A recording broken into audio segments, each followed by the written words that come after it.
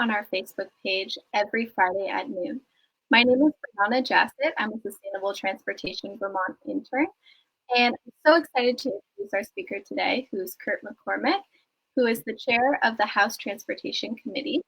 And today he'll be talking about legislative action on transportation. Today we also have with us Richard Watts, who is the co-founder of Sustainable Transportation Vermont, and he will be doing a short Q&A with Curt after Curt's presentation. For anyone that has questions or comments during Curt's presentation, please feel free to put them in the comment section and we will get to them at the end. So now I'm just going to bring up Curt. Hi, Curt. Hi, Anna. Thank you so much for being here. I just have a quick question to get things started. You've been doing this work a long time, and I'm just wondering what motivates you to care so much about transportation-related issues. Well, the work I've been doing for a long time is environmental work, not just transportation. More recently, mostly transportation, and that, I guess, is the point. Why transportation? Why now? Because I believe that I know that the climate crisis is the greatest natural disaster facing human beings today, and for some reason we will not take it seriously, and we just continue to have endless talk and studies about it and programs about it, and just very, very little action. So in our state, the largest emitter of CO2 is the transportation sector. It's actually not true in a lot of states, but it's true in our state. So we've done some good work, not near enough, but we've done more in the electricity generation sector, and we need to do a lot more on building efficiency, so that we emit less CO2 from that sector. But in transportation, we actually are getting worse, where our transportation emissions are increasing. They're not in the last couple of months, because nothing's increasing in the last couple of months. Our transportation emissions are actually larger than they were just a few years ago. Thank you so much for answering that, and I'm so excited to hear more about what you've been working on recently. And yeah. Okay, so I should talk about that now. Yeah. Well, transportation is such a when we transport ourselves and everything we do in our businesses and in industry and personally and getting to work. The automobile has become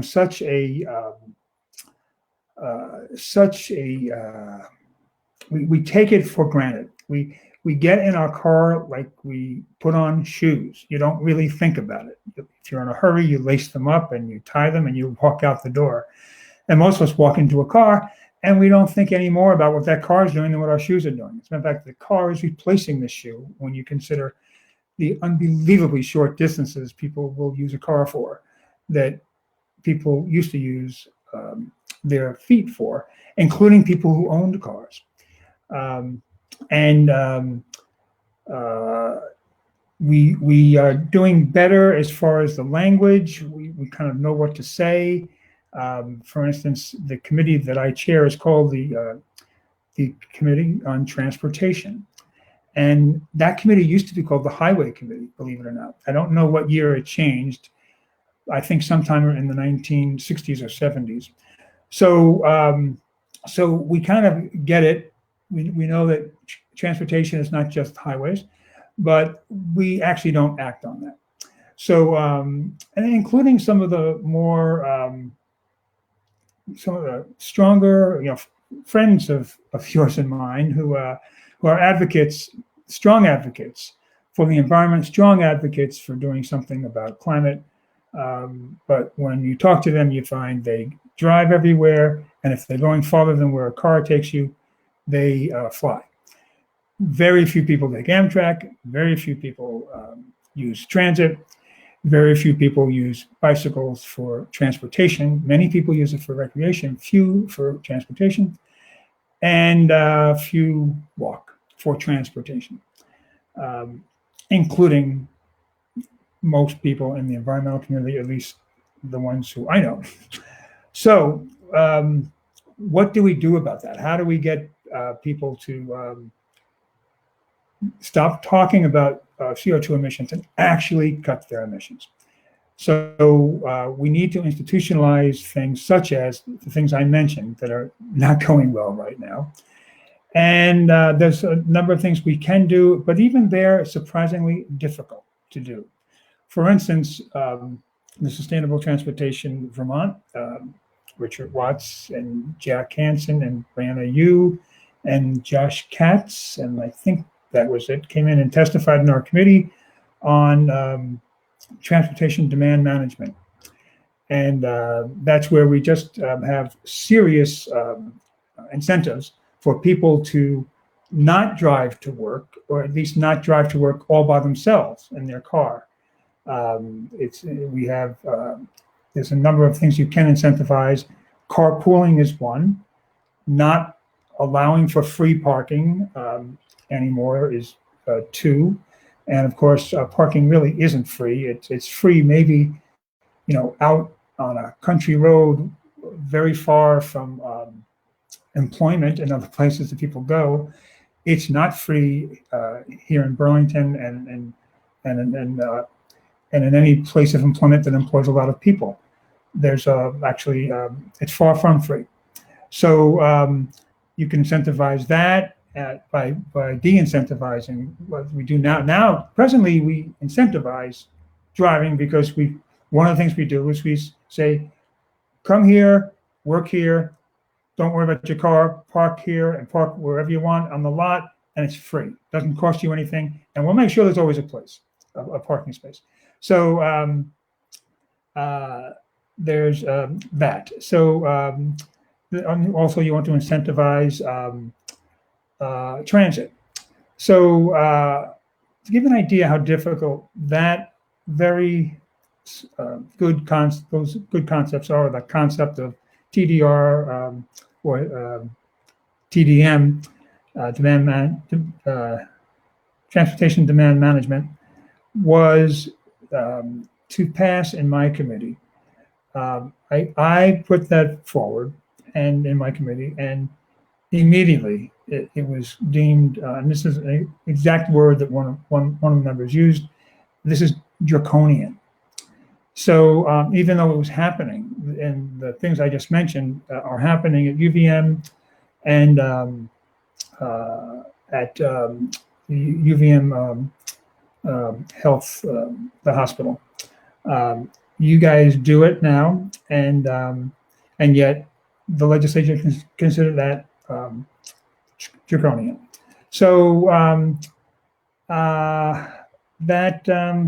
yeah. So by the way, we did pass that, put that in one bill, but we had to take out the mandate.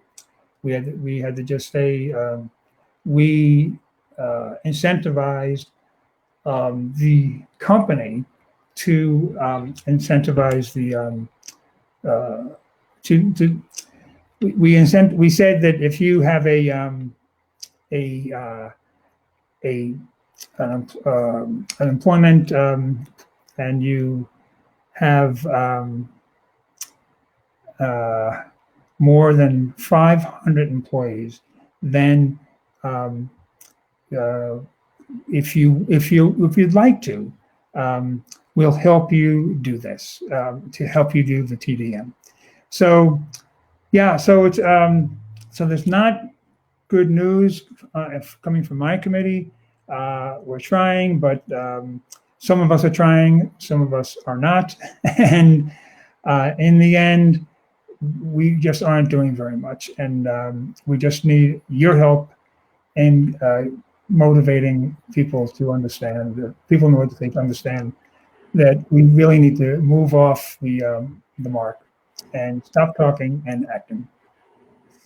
Thank you, Curt, and thank you for being the leader you have been for so many years. Really, I mean, first knew you when you were the chair of the House Energy and Natural Resources Committee and living in Rutland. And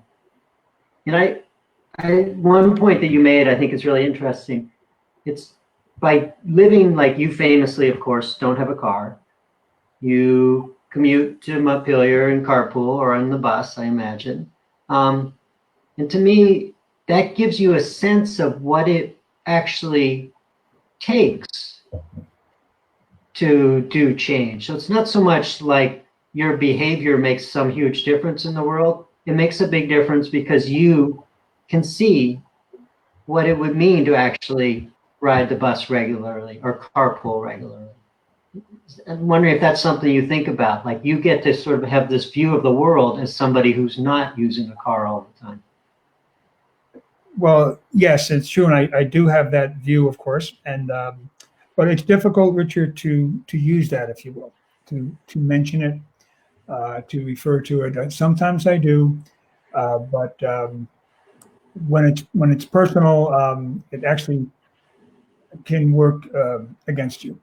So besides being strange to some people, there are some people to this day who will look at me and they really do not understand how I could live without a car.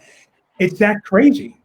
It's that, first of all, 32% of the households in my district, which is the Old North End and downtown of Burlington, 32% of the households do not have a car.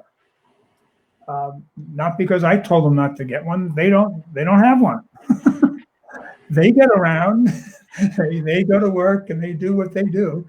That percentage is 56% in New York City, and that's all 5 boroughs. That's not even just Manhattan. Manhattan must be much higher than that, because the outlying boroughs would be lower than that. The average of all 5 boroughs in New York City is 56% of the households, not even the people, don't have a car. So yeah, it can be done. It's easily done. It's really fun. It's hard to explain, without sounding silly, but it's almost a little Zen-like, in that when you're transporting yourself, transport yourself. Don't live so that you're living for the next thing you're doing.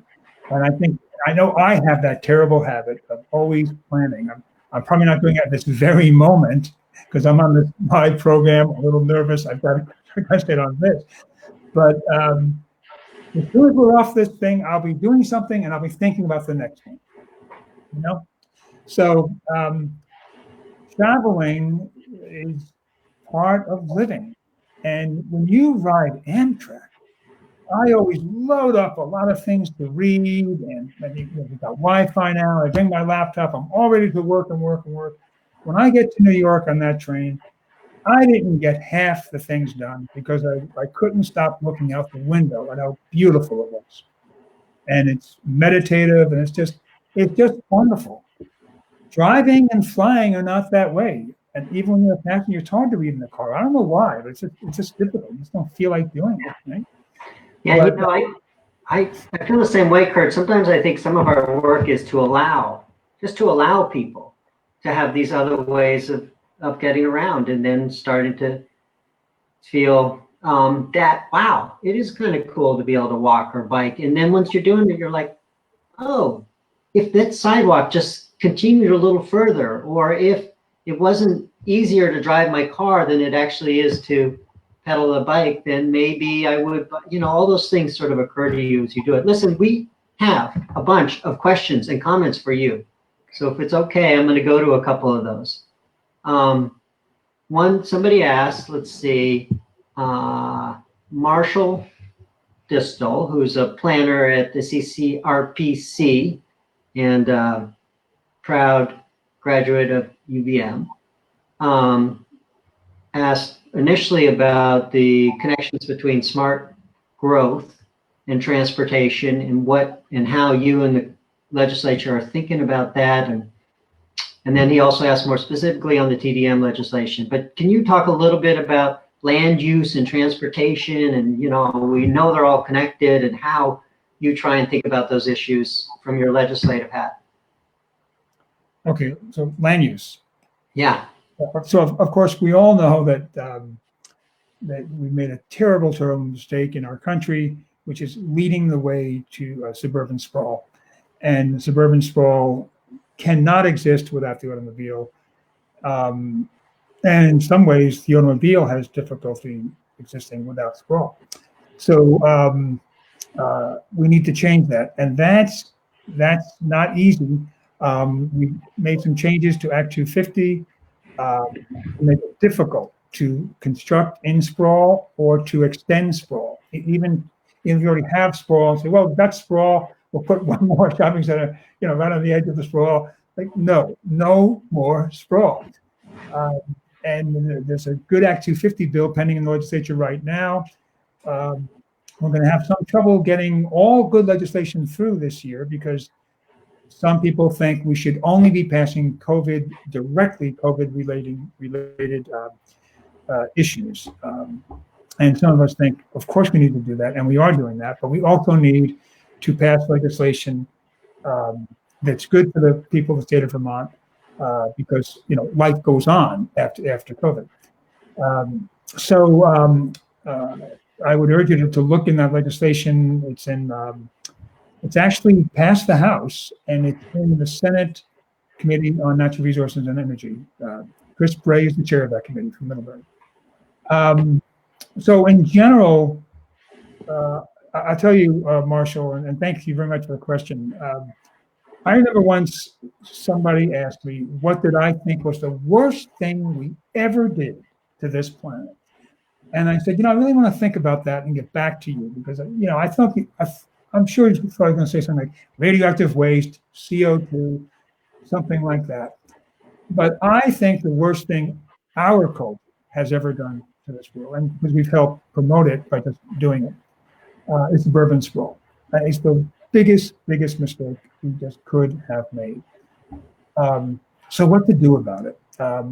Besides these things I've mentioned, I think ultimately we will be looking at a constitutional amendment to the U.S. and the state constitutions regarding private property rights, that you do not have the right to destroy the land, even if it's not destroyed in your view for the present. But the land outlives us, and other people need to live on that land, and we need to stop investing in sprawl. To this day, even though all our cities are making a great comeback, including my city, great comeback, but it's actually the amount of construction that takes place inside of towns and cities, not just the big cities, not just the famous places that we all want to live in, like Burlington, but small cities.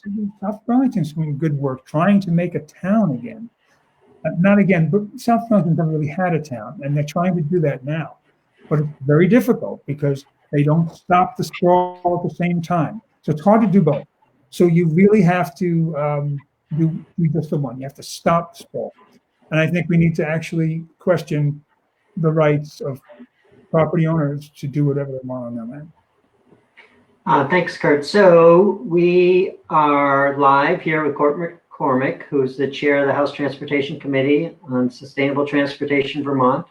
And earlier, Curt made the point about some 30+% of people in Burlington don't live in households that don't have cars. Julie Campoli, who's one of the founders of Sustainable Transportation Vermont, often talks about how we need a transportation system that works for everybody, and that there's a whole group of people who may not have easy access to cars, like those too young to drive.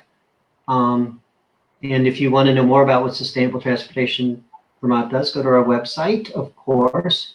We are taking any questions that you like. And along those lines, a couple of people asked Curt about this moment. And you talk about in the legislature, there's so much focus on legislation to sort of address the crisis. But is there anything about this moment that might mean differently coming out of it for transportation? I read this morning that Seattle is planning to close 20 miles of streets going forward. Something about this moment has helped them learn how well people can get around and want to get around without driving. Is there anything in the federal infrastructure stimulus bills to come Are there any things like that that you're thinking about that might come out of this COVID-19 crisis? Yes, there are. The question is going to be, will we have the courage to do those things? When we hear about things that some of the bigger cities are doing as a result of COVID, and taking these lessons and think, yeah, people like to be able to walk on the streets, and it can be difficult to apply them here, not for you and me, Richard, but I think to envision, well, this is not Seattle. And then, Burlington's the closest thing we have to Seattle, and Burlington has 40,000 people. So, nevertheless, it's all quite possible. And Vermont and Burlington are just microcosms, in my view, of the bigger cities and their suburbs and their rural areas that are outside of all big cities. So, having said that, example, the COVID CARES Act provide $21 million for Vermont just for transit. And it can be used for anything. It doesn't even have to be COVID related. It can be used for anything that we presently can use under our grant system from the federal government. In other words, the Federal Transit Administration, they have the grants. We get about that amount of money from them every year. We're still going to get that money. And the COVID money does not have to be matched. That is, for every dollar they send to us, we do not have to put up even 5 or 10% of that total. We have to put up nothing.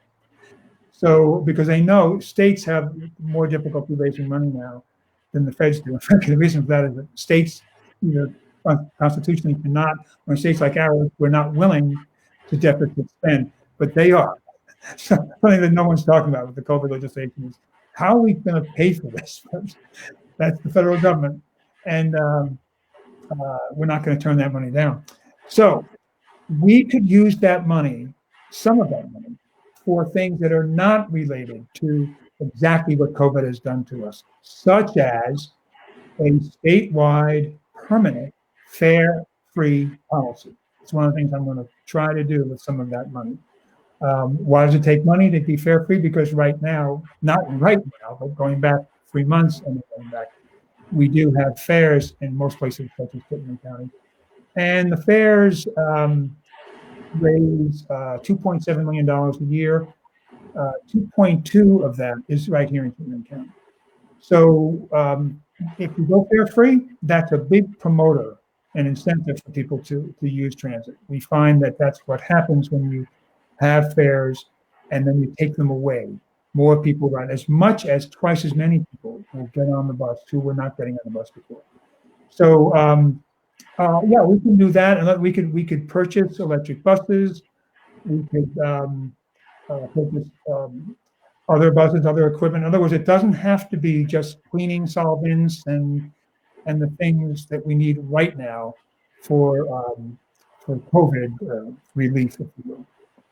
So this is really obviously going to be really, really important, but I can imagine there's a lot of pressure to take that added money and put it into the infrastructure that supports our present system, which is car, 80, 90% of all our trips are cars. So support our roads and our bridges and all the things that are the status quo versus moving us in a different direction.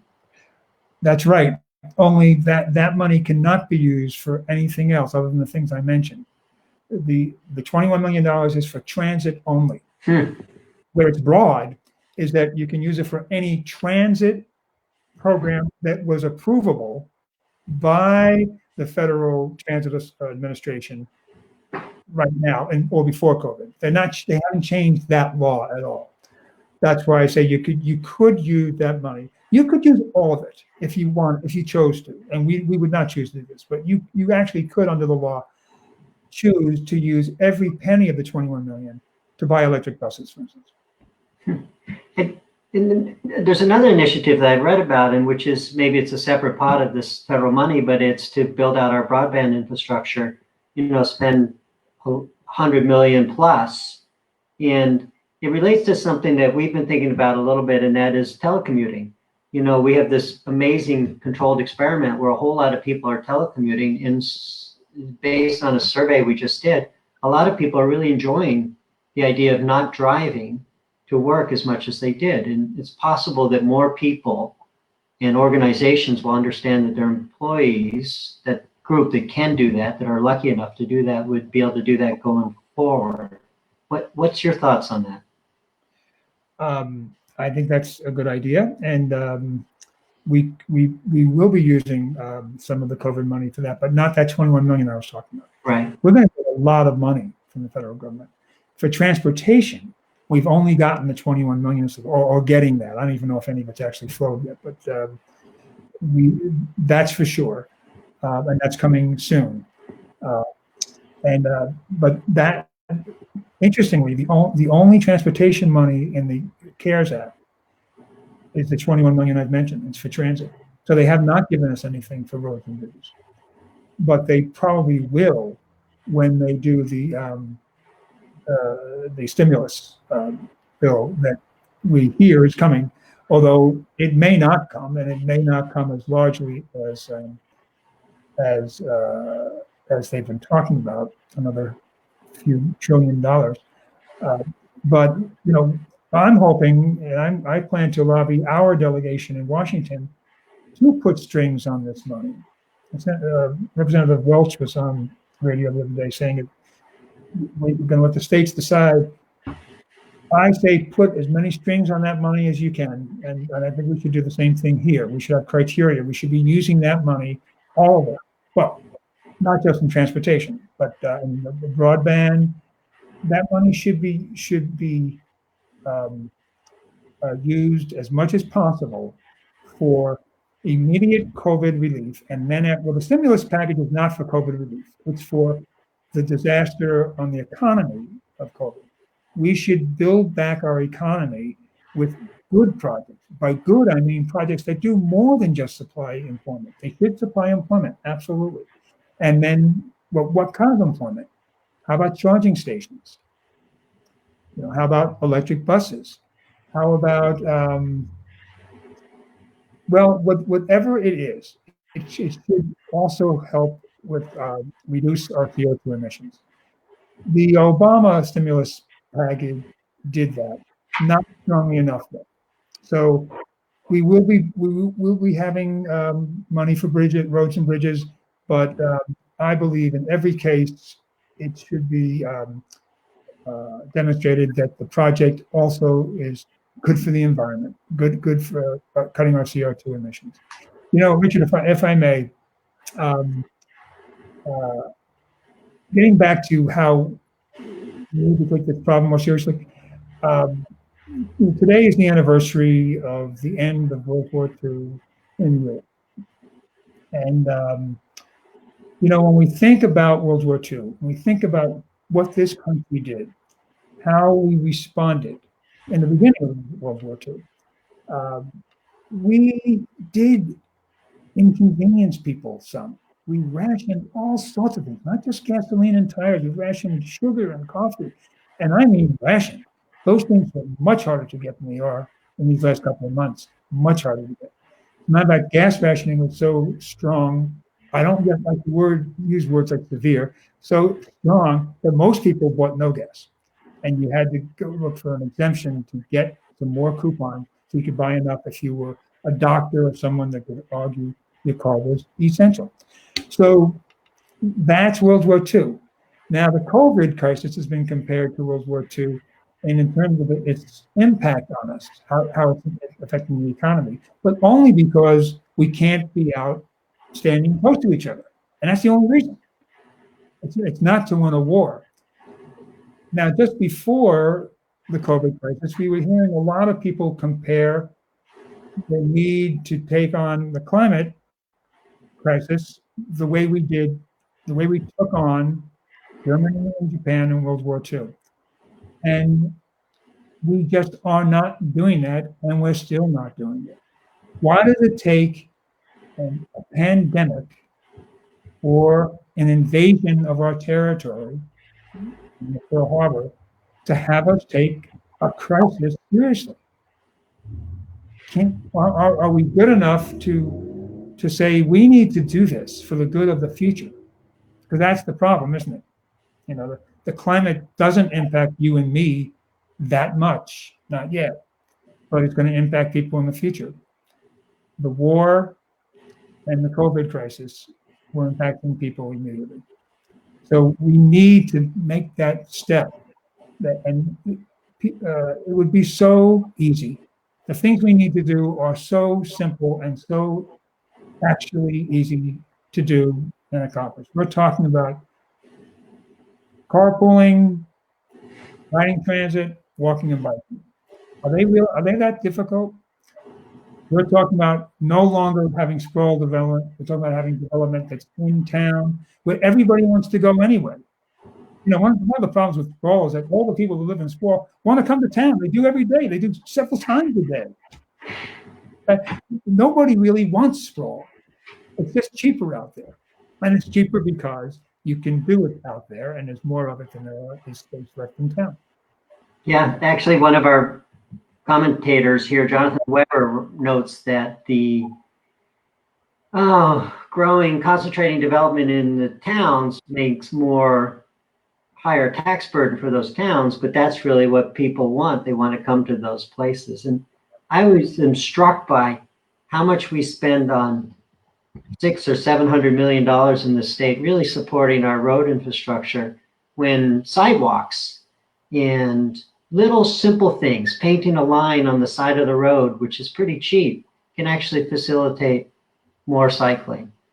And we know from our research that almost a third of the trips taken every day in Vermont are less than a mile. So there's some of those trips that can certainly be captured, as you said, by other means of getting around. Curt, one other question, quick question. Do you, on this fare-free transit, which sounds like a really, really interesting idea, do you know anyone else doing that, or are there any other states who might use this money in that way? Oh, I don't know, but I wouldn't be surprised if there were. As you know, Richard, better than I, there are other places that are going fare-free before COVID. Kansas City comes to mind. I believe there's more and more places in Europe, and they're usually cities doing it. Like the state of Missouri has not done it, but the city of Kansas City, Missouri has.